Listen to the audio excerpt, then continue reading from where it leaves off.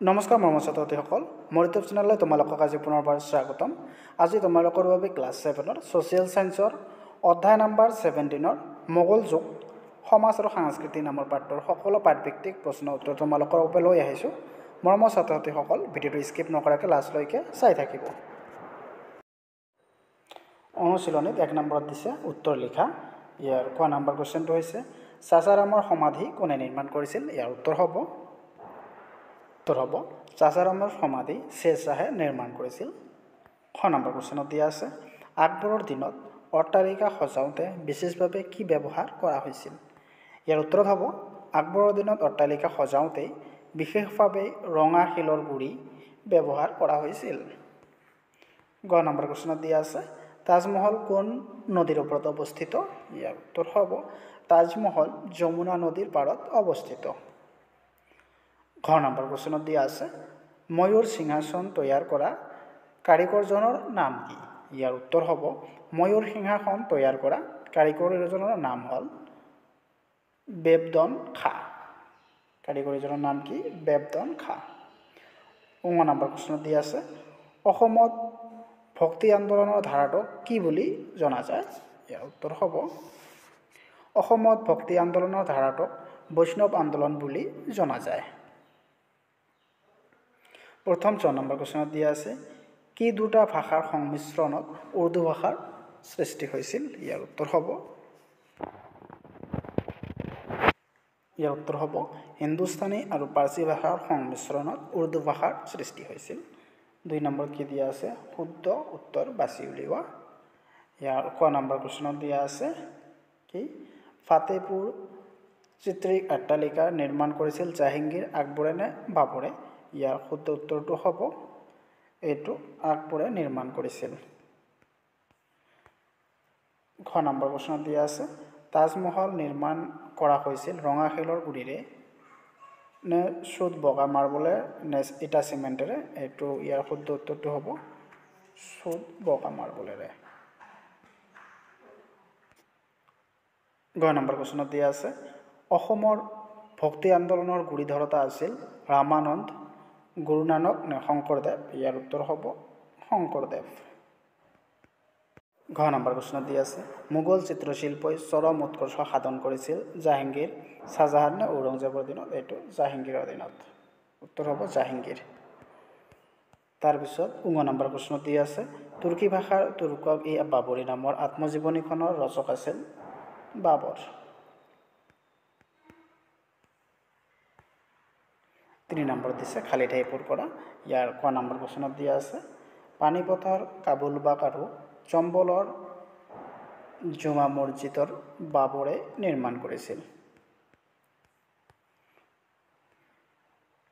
খ number question দিছে দেশৰ শাসনকালক মোগল স্থাপত্য শিল্পৰ স্বৰ্ণযুগ বুলি কোৱা হয়। এইটো হ'ব শ্বাহজাহানৰ।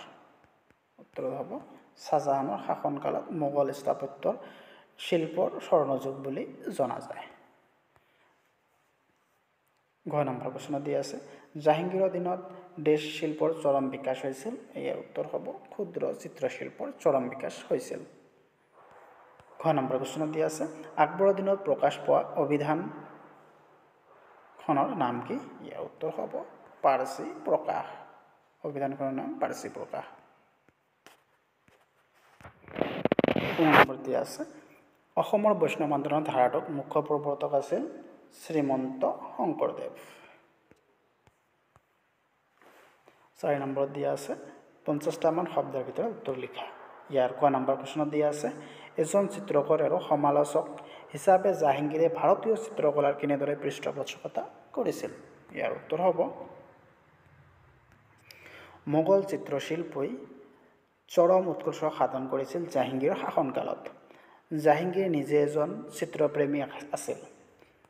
কল্পনাৰ পৰিৱৰ্তে বাস্তৱক প্ৰাধান্য দিবলৈ তেওঁ চিত্ৰকৰৰ সকলো আহ্বান জনাইছিল। জাহাংগীৰৰ দিনত ক্ষুদ্ৰ চিত্ৰশিল্পই এক সুকীয়া আসন দখল কৰিছিল। বিখ্যাত চিত্ৰকৰ মনছুৰ মুৰাদ, বিখন দাস আদিয়ে জাহাংগীৰৰ ৰাজসভাত শুৱনি কৰিছিল। এওঁৰ দিনত ভাৰতৰ বিভিন্ন প্ৰান্তত বহুতো চিত্ৰশিল্পৰ বিদ্যালয় গঢ় লৈ উঠিছিল। খ নম্বৰ কুৱেশ্যনত দিয়া আছে মোগল যুগৰ স্থাপত্য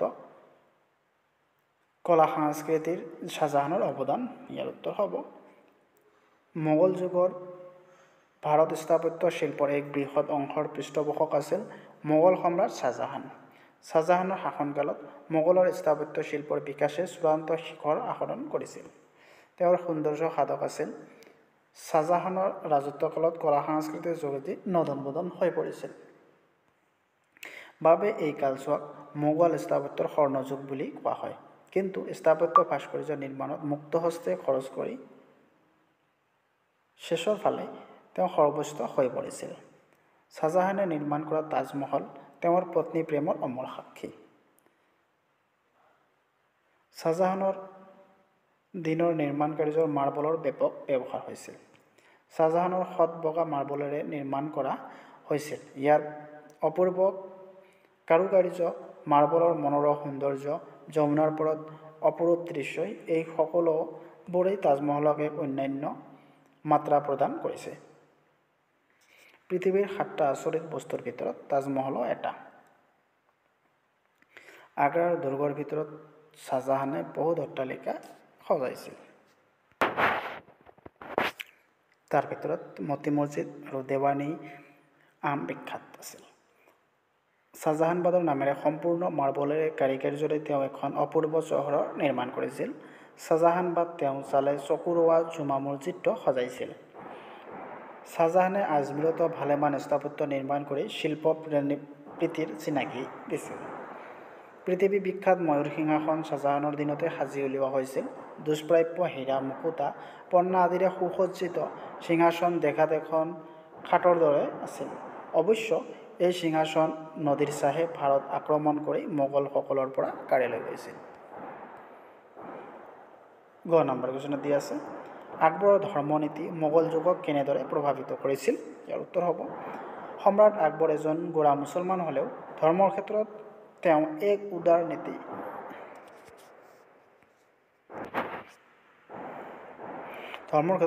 নীতি গ্ৰহণ কৰিছিল সেয়েহে পাছলৈ এখন বিশাল সাম্ৰাজ্যৰ অধিপতি হোৱাৰ ক্ষেত্ৰত আকবৰৰ ধৰ্মনীতিয়ে বিশেষভাৱে অৰিহণা যোগাইছিল আকবৰে তেওঁৰ ধৰ্মৰ প্ৰতি থকা অনুসদ্ধতা দূৰ কৰিবৰ বাবে ইবাদতখানা অৰ্থাৎ প্ৰাৰ্থনা গৃহ সজাইছিল আদিতে এই ইবাদতখানা সমবেত হোৱা গোড়া মুছলমানসকলৰ ধৰ্মৰ বিষয়ে আলোচনা কৰিবলৈ দিয়া হৈছিল পাছলৈ অন্য ধৰ্মৰ পণ্ডিতসকলকো ইয়ালৈ নিমন্ত্ৰণ কৰা হৈছিল সম্ৰাট আকবৰে নিজেও এই আলোচনাত যোগ দিছিল সকলো ধৰ্মৰ সাৰুৱা কথাবোৰ শুনি আকবৰে মোহিত হৈছিল সকলো ধৰ্মৰ মূল কথাবোৰ যে একেই সেই কথা তেওঁ উপলব্ধি কৰিছিল সেয়েহে সকলো ধৰ্মৰ মূল কথাবোৰ লৈ তেওঁ এটি নতুন ধৰ্ম উলিয়াইছিল ইয়াকেই আমি দিন-ই ইলাহী বুলি জানো প্ৰথম অৱস্থাত এই ধৰ্মৰ নাম আছিল তৌহিদ-ই ইলাহী আকবৰৰ শাসন ব্যৱস্থাত সকলো ধৰ্মক সমানে চোৱাৰ নীতিৰে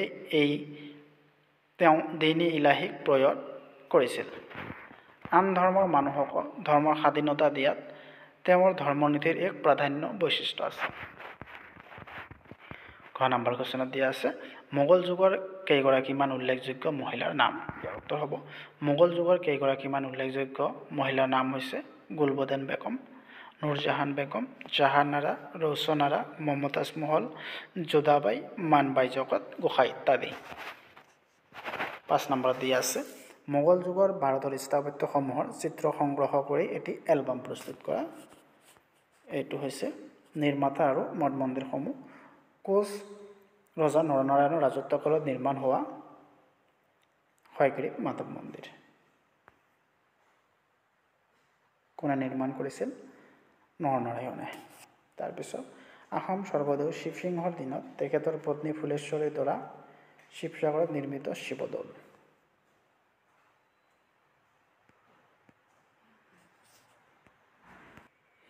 আৰু কোচ ৰজা নৰনাৰায়ণৰ ৰাজত্বকালত নিৰ্মিত কামাখ্যা মন্দিৰ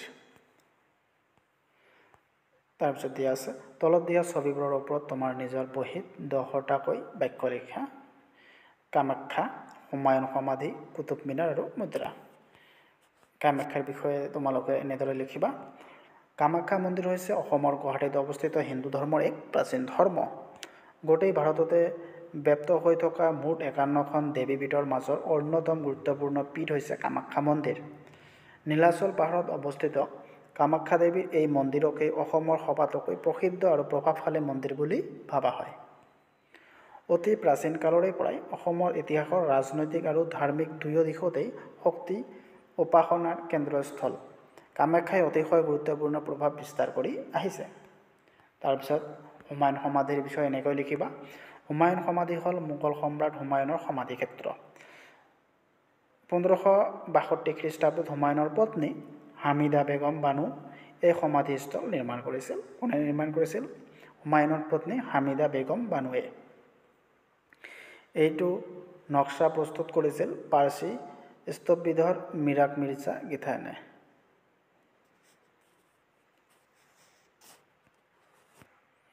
হুমায়ুন সমাধি হ'ল ভাৰতৰ উপমহাদেশৰ প্ৰথম উদ্যান সমাধিক্ষেত্ৰ। দিল্লীৰ নিজামুদ্দিনৰ পূৰ্ব অঞ্চলত হুমায়ুনে 1533 চনত যি দিনাপানা বা পুৰণা কিল্লা নিৰ্মাণ কৰিছিল তাৰ নিকটতে এই সমাধিস্থলটো অৱস্থিত। তাৰপিছত কুতুব মিনাৰৰ বিষয়ে এনেকৈ লিখিবা। কুতুব মিনাৰ দিল্লীত অৱস্থিত। দাস বংশ প্ৰতিষ্ঠাৰ কুতুবুদ্দিন আইবাকেই প্ৰখ্যাত কুতুব মিনাৰ সজোৱাৰ কাম আৰম্ভ কৰে, কিন্তু নিৰ্মাণ কাৰ্য শেষ কৰিছিল ইলতুৎমিছে। তাৰপিছত দিয়া আছে মুদ্ৰা, এনেকৈ লিখিবা। মুদ্ৰা বিনিময়ৰ অন্যতম মাধ্যম। মুদ্ৰা কি? বিনিময়ৰ অন্যতম মাধ্যম।